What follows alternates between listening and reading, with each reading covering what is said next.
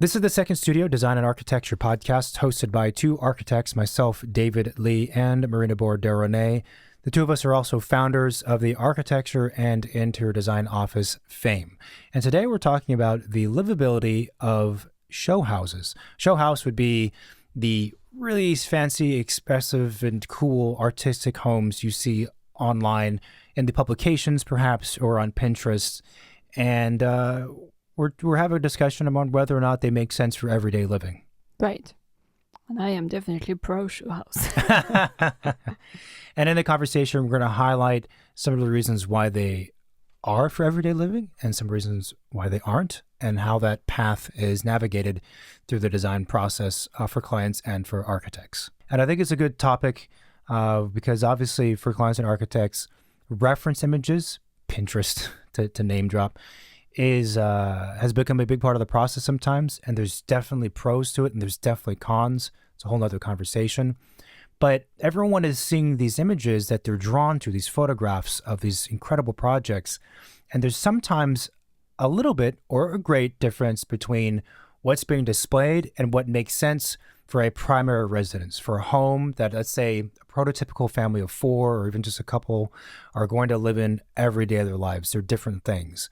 And there's also a distinction between the house you live in every day versus a vacation house, which you might visit once or twice a year, which is not the same thing. Right. You can get away with a lot of kind of crazy, cool, artistic things in a house that's only used once or twice a year that maybe doesn't make sense for a house, again, for everyday living. Right? So what is the first thing that you would see in like some of those incredible homes that you see published and that maybe to you would not make them livable? I'll give you one example that comes up very often with clients and reference images is the use of materials.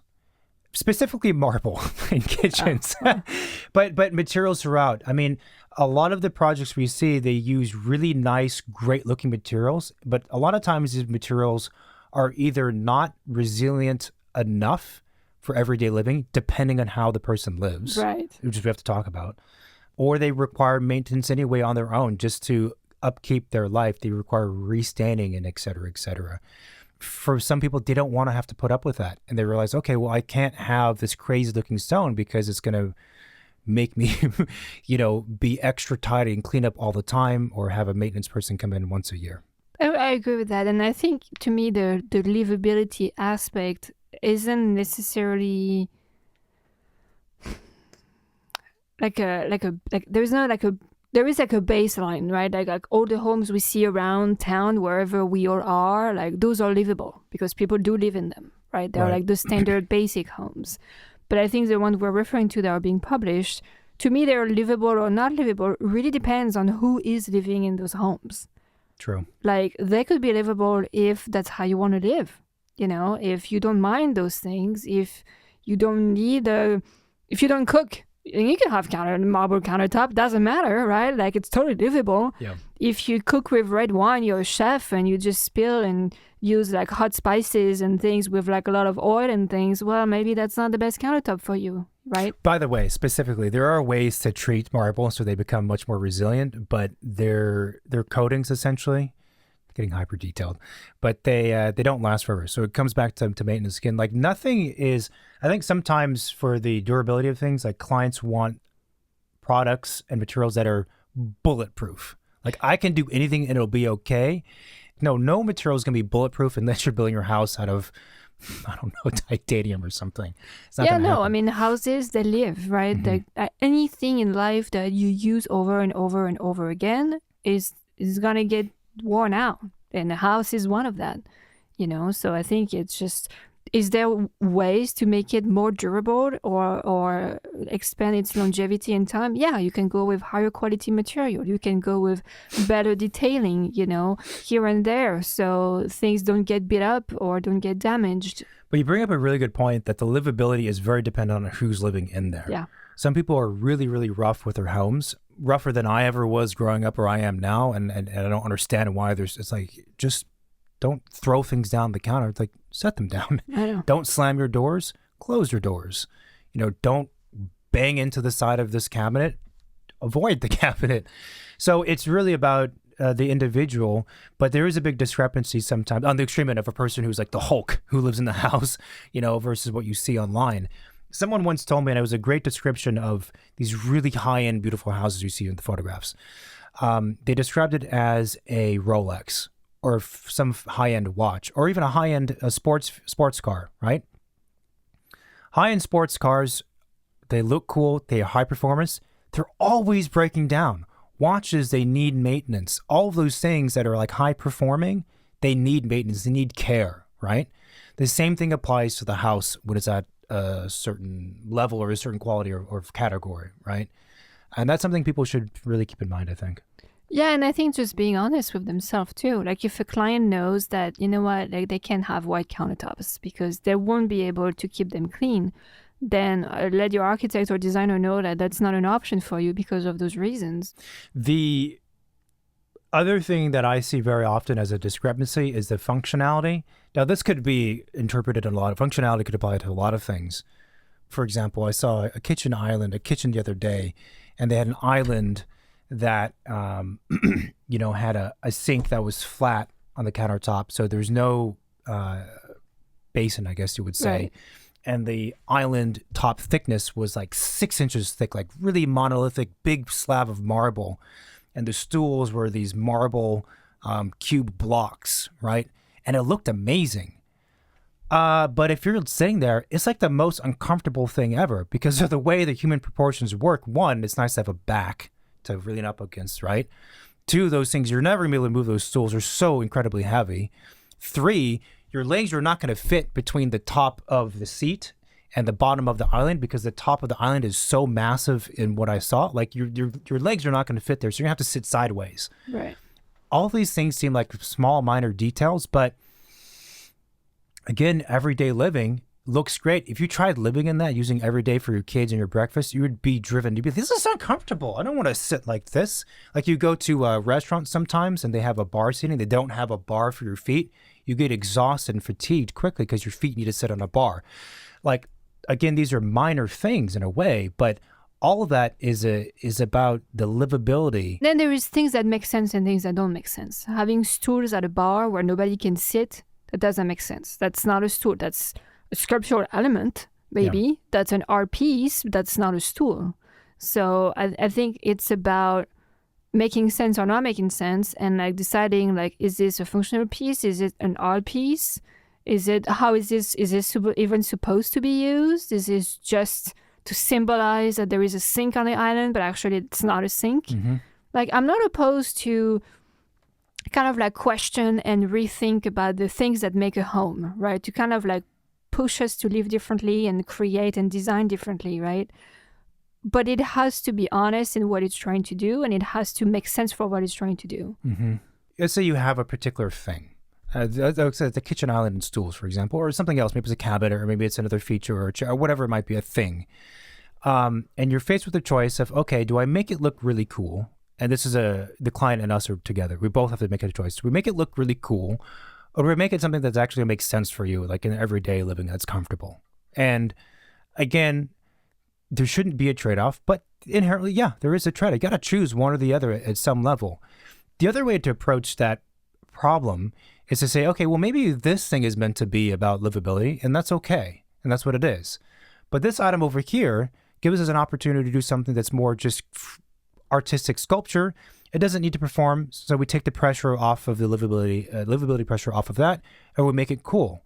And it goes back to the honesty thing. I think sometimes designs suffer when they are trying to do both at the same time, but they're not having the two sides find synergy to create a new cool solution.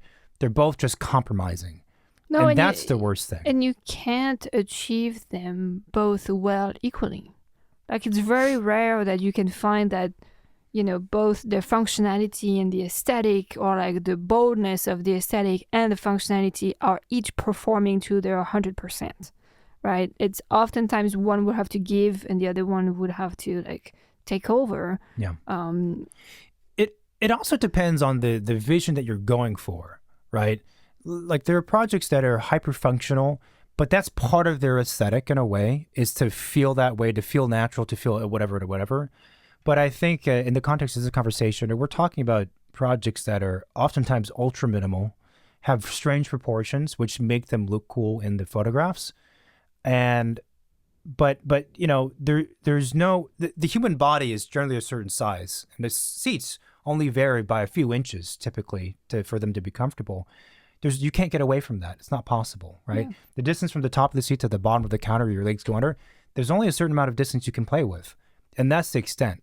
You go beyond that, you can't bend physics to solve that problem. So when it comes to wrestling with this functionality or livability versus like how it looks just as an artistic expression, again, it has to be solved just in an honest way, as you said, I think. That reminds me, I have a friend who lives in a little studio in New York that's like super optimized, it's small, but there is compartments and hidden doors and things that move to like make it very functional. So the place is very functional. Is it beautiful? No. I mean, it's nice, it's clean. It's beautiful for what it's trying to do, but it's not beautiful in the sense of... Is it well executed? It's well executed. Is it beautiful? I wouldn't say it's beautiful, Do I want to have to like move the wall where my clothes are to get my bed down like every day? I probably wouldn't. Yeah. He doesn't mind because he gets flexibility of his space, and that's livable for him. Wouldn't be livable for me. There is an expression and an idea that you can't have an item do two things equally well, like you said. It can only, if you design one item to do one thing, it's going to do that thing well. Going back to sports cars, even a sports car is designed for a specific thing to go around a track really fast. It's good at that. Not going to be good for much else, right? It reminds me of the spork, which I despise. I despise the name and the object. It does not function neither as a fork or a spoon. It does not function well. So why trying to merge things if it doesn't work? But I think the issue of livability and these trade-offs that we're kind of describing, and none of this is black and white. It always is case by case. But the things we're describing come into play also when you don't have a lot of space, really. If you're designing a 12,000 square foot home, you can have a bunch of different rooms. Each of the rooms are dedicated to different things. They're not having to do dual performance. A theater space is going to be decked out to look like a theater space. It's going to perform like a theater space. It's going to feel like a theater space. It's going to be everything about theater space. You take that same space, you're like, I need that to perform also as a bar and a family room, whatever else. Okay, well, it's not going to be as well as a theater space. It's also not going to look as much as a theater space either. The same thing for some of the materials that I was mentioning before, or proportions. The same principles kind of apply throughout the different things we mentioned. The other aspect of functionality, another example rather, that we see often, or I see often, is in the bathroom space, right? Very often these hyper minimal bathrooms, there's like one fixture on the wall and there's like one knob. Sometimes there's no knob, and clients are like, this is beautiful, I want this. I'm like, that's cool. You realize there's zero storage in this bathroom you're looking at, right? There's no glass to protect water, so water is going to get everywhere unless you shower a certain way. In fact, this one doesn't even have a knob, and there's no toilet. There's no medicine cabinet. There's no mirror. There's no this. There's no that. Whatever. Also, they have a bunch of natural light coming in, which you don't have in your project. And I don't want to sound like a Debbie Downer. It's not to say you can't have a great bathroom. Of course not. But there are a million factors and variables which create these images or create an experience. And it's also kind of a lesson of not trying to just duplicate what you see online, because the constraints are different. The parameters are different. Yeah, I do see those bathrooms, and in a way, I wish there was more of those, because more of the minimal bathrooms. Yeah, because I think they question how we use those spaces. We don't all need a medicine cabinet. It is not mandatory to have a medicine cabinet in a bathroom. It is not mandatory to have a splash guard, a piece of glass. Like, why don't we think about them differently? Why don't we try to make them more minimal? Why do we need so much to store so much stuff in bathrooms when really you just need a soap, a toothbrush, and a towel? That's all you need in a bathroom, right?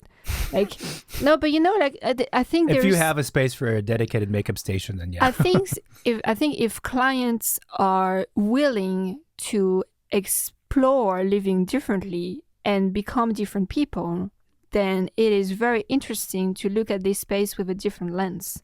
Yeah. I think it said they're like, you know what? I have so much stuff in my bathroom. I hate that I have so much stuff. I don't know how not to have that much stuff. Well, guess what? We can design it to make you change that way, right? Like we can design your bathroom so it doesn't feel like you're hopping on the tub to take a shower. Like, what if you're just standing in the middle of the room and the rain comes down the ceiling and you're looking at the beach, or you're looking at like a giant artwork that you bought, or, like whatever. Like, what if we just make those small daily experience different?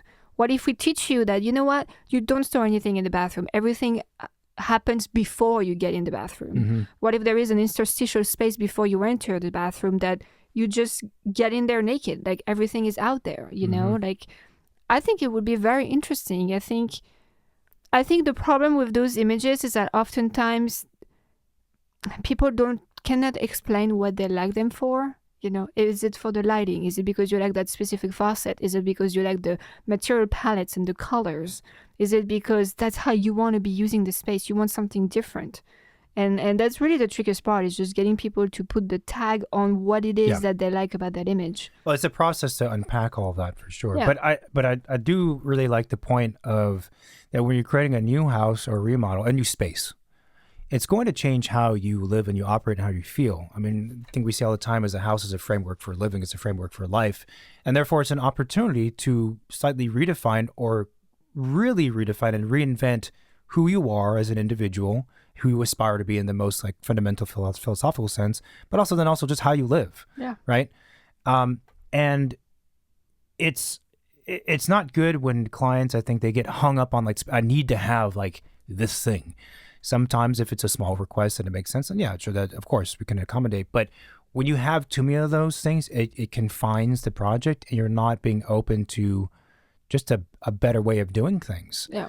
And people are shocked to learn that it's not that difficult to adapt to a new space. Anyone who's of whatever age, you've already adapted like probably half a dozen times to different living environments.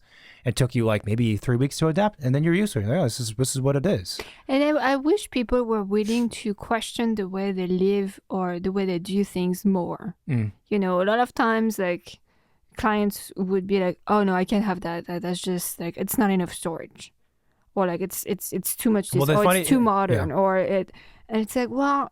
But did you question, do you actually need that much? Like, are you willing to maybe like try something different? Yeah. Like, or like they see a beautiful home and like, oh, this is beautiful, but I could never live in there. Like, it's not practical. It's not that. If it's not in your personality, then you're never going to change. You're always going to feel that way. Yeah. But if you're like, oh, I could never live like that way, but I do think it's beautiful. It's like, well, try it. If you're willing to meet halfway here, maybe we could get to something that's a bit more interesting than the first solution that would come to mind. It also goes back to the larger philosophy of what a home is about. And, we have this saying of like the home is the attire of your environment, which is an analogy to clothing. It's much more permanent than clothing. It's much more expensive than clothing.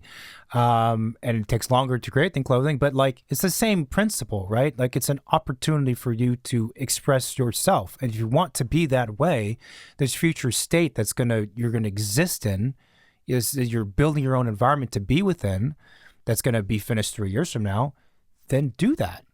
It's kind of a missed opportunity if you don't allow yourself the personal potential and freedom to live that way or to be that way.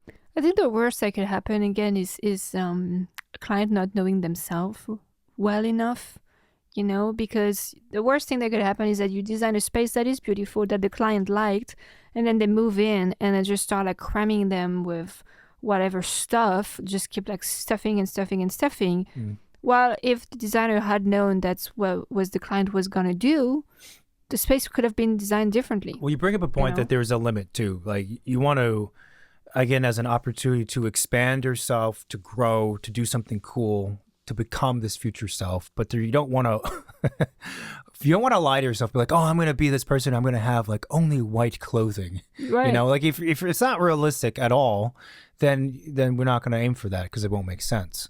It's funny, the other thing I'd written down was storage. That's always a big one, is that everyone's always wanting more storage. And of course, a lot of times you look at the photographs, either there's no storage or they're just showing the parts that they're just showing the cool parts where there's not storage.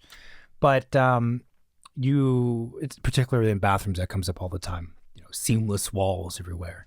But you bring up a good point of, you know, do you need that much storage really? And there's always a tendency, if you have this amount of square foot or area of storage, 100% chance you're going to fill it, right?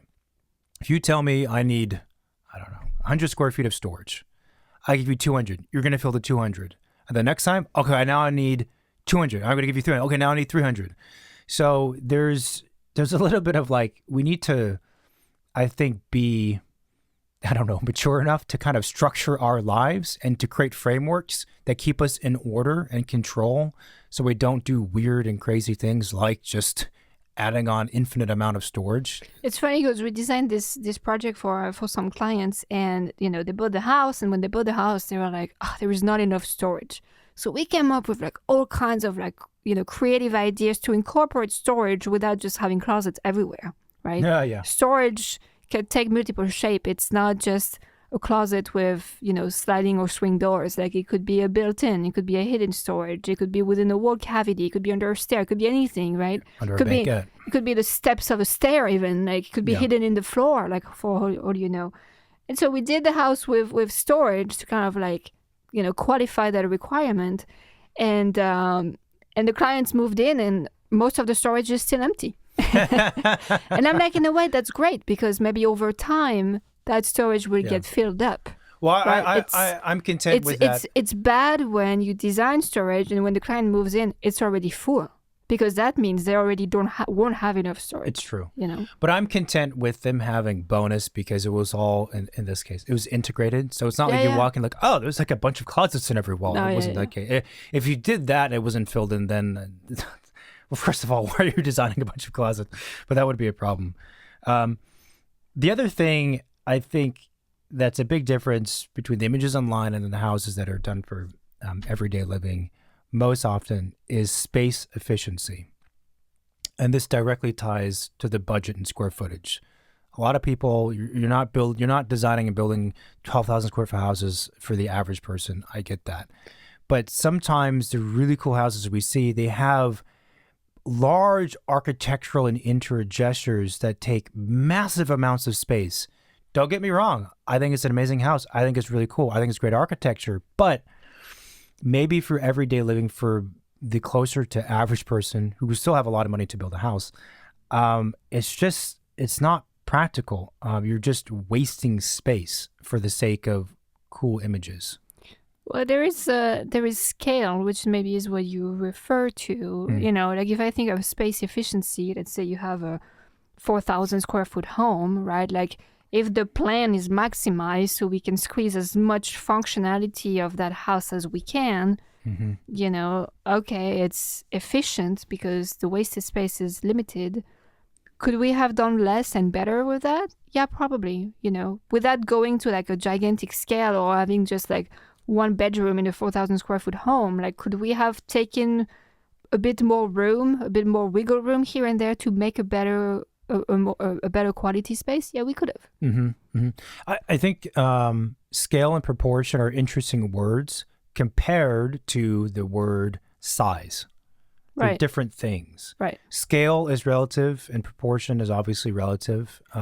Big to small. Small is only big. Small is only small because it's next to big, and big is only big because it's next to small. That's more the space that I think designers operate within. So it's not about the raw square footage when it comes to designing the thing. It's about proportion and scale. If you can tune things correctly, then you can have the feeling of largeness, of spaciousness, or tightness and coziness, almost regardless of the square footage. Yeah, because the efficiency to me means like, okay, how much value can I get per square feet, which is more like a a real estate dollar value, for the area rather than like a quantitative value rather than qualitative value. Yeah. But see, I think we're both going back and forth on the kind of the position of their argument, but I think it's also, I guess mostly for me, the images I'm thinking about are the really minimal ones. So even we go to a primary bedroom. These are primary bedrooms that have a very sleek kind of headboard and whatever else going on with it, big king bed, and there's a lot of space. There's steps going down and this and that. And you look at them, and I know from looking at it, okay, this room is huge. This is like a 20 by 25 foot room, right? And you need that space at some point to have all these features, to have this screen wall that just does this and that, to have these headboards that extend all the way across, and whatever else is going on. Like, it's just a massive room. And as much as it is about its proportion and details and scale and the stuff I mentioned, there is a limit. I mean, a 25 by 25 room, feet by feet, is different from like a 15 by 15, or 10 by 10 it's too small for a primary, but there's a scale to things. And I think that's one of the differences too, that's why I said it's kind of space efficiency. Because when you have less square footage overall, and you have to pack more program into a smaller area. Or you have to question what is the program that you really need. Yeah. It's either like if the house is too small for something, it might be that you're just trying to cram too much into it. Yeah. Or you don't want those types of spaces, the quality of these spaces, you just want standard ones so you can cram it all in. I think maybe you mentioned earlier, I don't recall, but maybe the other aspect of the conversation is expectations versus reality. Mm-hmm. So one thing that happens also, and this is not even about reference images, although that's still in play, is people go and see other houses, see other projects, see other spaces, and they say, I saw this is cool, can we do it here? And then there's a long conversation or a conversation about, okay, what aspects of this do you like? Because there's a million things we could talk. Is materials, finishes, the climate, is because it's outdoor, indoor, like what is it, right? And we have a conversation, but a lot of times it's like, okay, well, this thing you're looking at, which is really cool, it works for these reasons based on the context and constraints of that project. Your project is different. And sometimes it's like, we don't have the space to do that, right? The aspect you like is the number of seating or whatever. You don't have the space to do it here. Yes, technically. Could we put it in? Yes. Is it going to feel good? No, right? And so maybe the expectations versus reality is another way to look at it of again, these other things we're saying, they work for certain reasons, and you can't just copy and paste. So it's all about, I think, looking at what you have and making it special for those conditions and making it good. Because you never want something to feel like you just crammed in, what is it, like a square peg into a round hole, which is when projects become dangerous, I think. The last point I think is styling. I mean, I think one of the most flagrant thing when you look at published projects is like how beautiful and perfectly positioned everything looks in the photo, Mm-hmm. right? Like you have the brush here, you have the cup there, and like the flowers are just working really well. And it is not how people live. It is not like how their house looks every day. Like I do not know anyone who lives that way. Maybe I don't have the right friends. I don't know. But those photos you see published, there is an architect or a designer that designed the space, and then there is a stylist and a photographer that capture that specific moment with those specific elements in place, right? The picture was composed. And it's not to say that the elements that are in the photo could not be there on the day-to-day basis. Like a lot of them is just someone actually sat down and took the time to figure out, okay, which flower makes the most sense for this space? Is it branches? Is it like fluffy greenery? Is it like a very full white rose, right? Like what makes sense for it? Yeah. What would we put on those shelves? Are we just putting books? Are we putting vases? Are we putting knickknacks? Are we putting a collection of rare or whatever, right? It's curated. Hyper curated. Hyper curated. But if it's done well, it's curated to enhance the design that is around it. Yeah. It is not become about the object. It becomes about how everything fits together to create that atmosphere. The discrepancy between everything that you're describing and a primary everyday house, it's not to say that a house can't be styled and you can't live in a house like that. Of course you can. But it goes back to who the client is. You have to be a person who's willing to live, in a lot of cases, with flowers or with books here and a vase there. And you have to be willing to not put your own random, oftentimes ugly items scattered around the house, which might have personal significance to you. Or you have a bunch of like awkward family photographs of like your cousins getting married and they're pinned up everywhere. Like that's all real life. The magnets on your fridge. Yeah, no, 100%. That's all real life stuff, and it's important stuff. And it's not saying it shouldn't be part of the home, right? Sometimes it absolutely should. That's what makes a home and for a lot of people. But again, there's a discrepancy. I mean, a fridge that's paneled, a bright red panel, and with a red kitchen, right, as minimal on whatever else, versus a refrigerator that's covered with a bunch of photographs. They're not the same thing. They're not the same thing in the space. And living with shelving that has a bunch of curated vases and flowers and art objects, right, that look good in the space for the space to enhance the home in that sense, in the design sense. It's not the same thing as putting up the Mickey Mouse ears that you wore to when you got married in Disneyland or whatever. They're different things, and that's the rub. And I think it's, again, when it comes to, this is not a styling podcast, but when it comes to styling, let's say, and this applies to everything else in the design of a home, it's not about compromising. That's the wrong mentality to have. It's not like, oh, well, can I have, like 50% of the items that you've chosen, and I'm going to fill in the rest with my own Mickey Mouse ears and my magnets and stuff. It's like, you could, but we shouldn't. We should figure out what we're trying to accomplish and then honor that route and be, honest with it. What's amazing with styling too is, maybe it's because we just did a photo shoot recently, is that you can really also just slightly tweak how you appreciate or use things. Mm-hmm.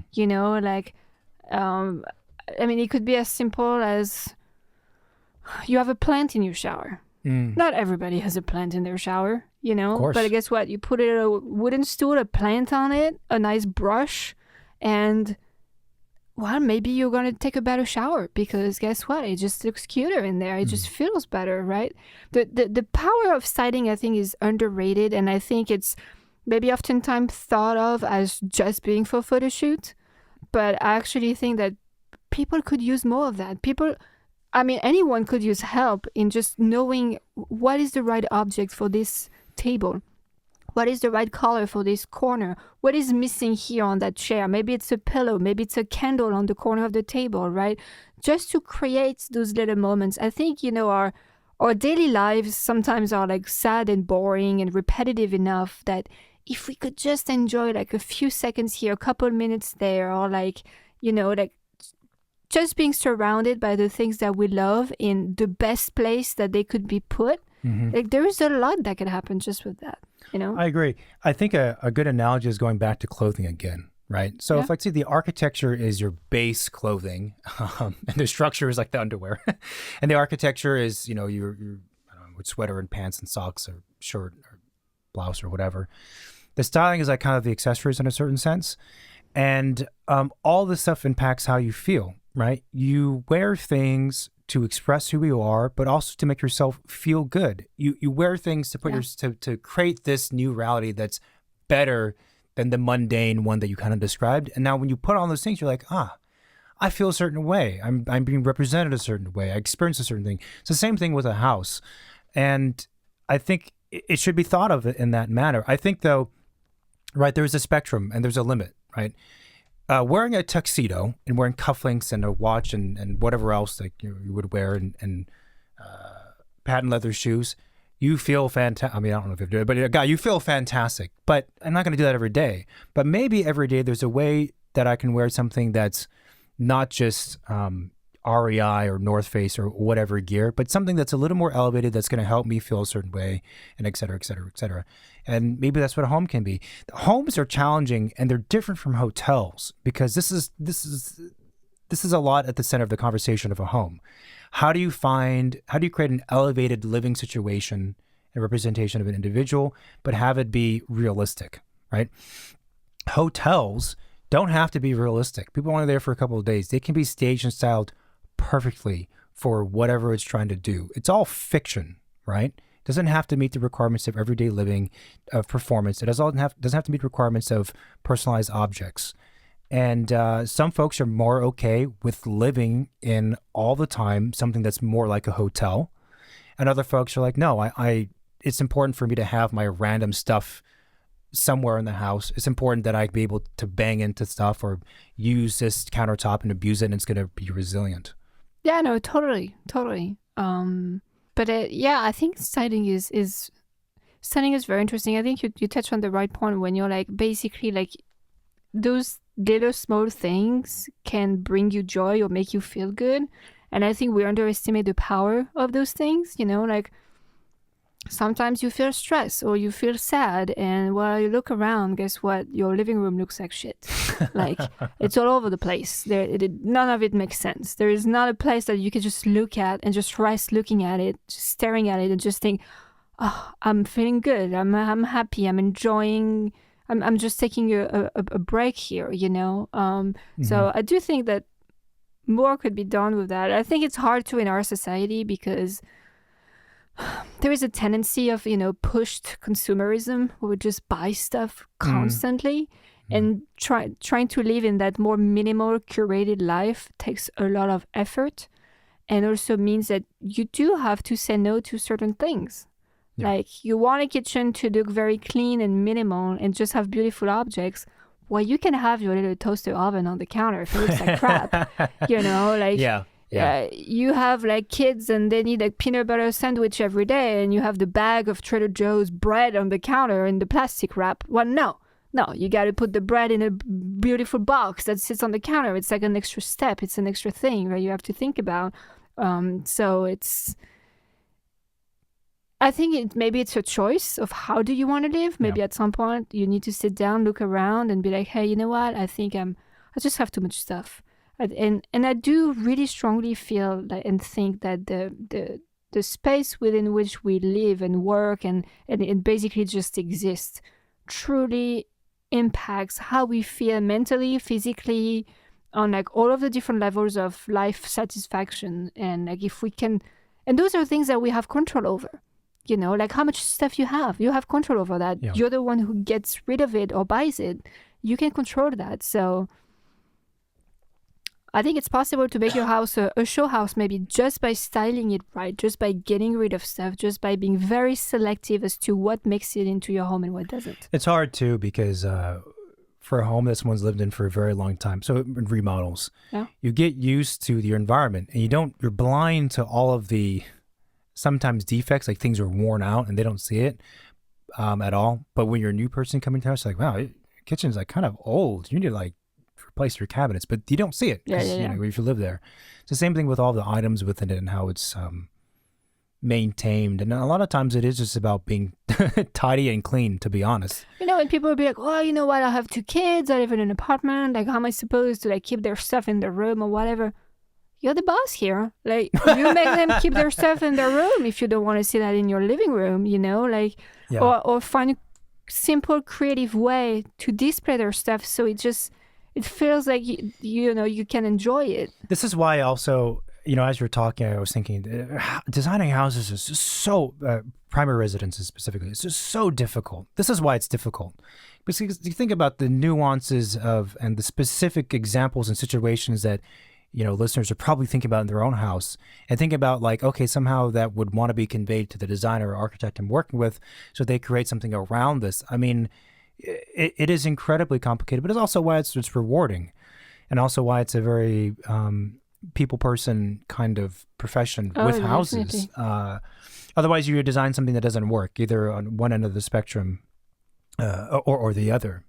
All right. So in the end, I do think that real houses and show houses are real houses. They're just real for certain people and they're not real for other people. Okay. Right? Yeah, good So point. show houses, real houses, I think really depends on who is it for. Is it livable for you? Is it livable for me? It's really dependent on who's going to be using it. The different ways that they are livable or not, right? It could be about storage. It could be about the space planning, the materials that are being used, or even just the styling. Yep. And the other big point you brought up, of course, is that I think shifting the mindset to think about this future house that's going to be done 3 years from now as being a lifestyle and a way of living that you aspire to be. Yeah. Not just in how it looks, but also how you live within the home. I think that's a great point. And you know, if you're already living in a house and you're buying or building a new house, it doesn't have to be the same. Like it's an opportunity for you to change some things, to try something new, right? To have fun. And having a house that could transform your lifestyle doesn't mean that it's going to be more expensive. It just means that the attention has to be focused maybe a bit differently. And then when it comes to particular things, physical things, space planning, whatever else, styling, that you have this kind of friction between livability or function, let's say, on one hand, and also how it looks as this artistic expression, that compromising is not the best route typically to go. You kind of choose a path, or you understand what you're trying to do, or there's creative ways to solve the problems, as we kind of described, rather than just being, oh, well, just wear one brown shoe and wear one black shoe if you can't decide between the two. Like, don't do that. It's silly. Well, thanks everyone for listening to this Project Companion episode. I hope we maybe open up your mind a little bit to maybe thinking about new homes or your new home as a show house and not necessarily the typical one. You can find this podcast on most of the podcast platform. We are on Apple Podcasts, YouTube, Spotify, as well as most of the social media, Facebook and Instagram. We also have the hotline 213-222-6950 that you can text or call and leave a voicemail. So if people have questions following up to this recording, reach out to us that way. Reach out to us via the social medias and also our email, which the podcast email is hello@secondstudiopod.com. And of course, we have our architecture office, which is Fame Architects, FAME Architects.com. But reach out to us through any of those ways, and happy to answer questions, provide information. Right? Sounds good. Thanks for listening, and talk to you soon. Bye. Bye-bye.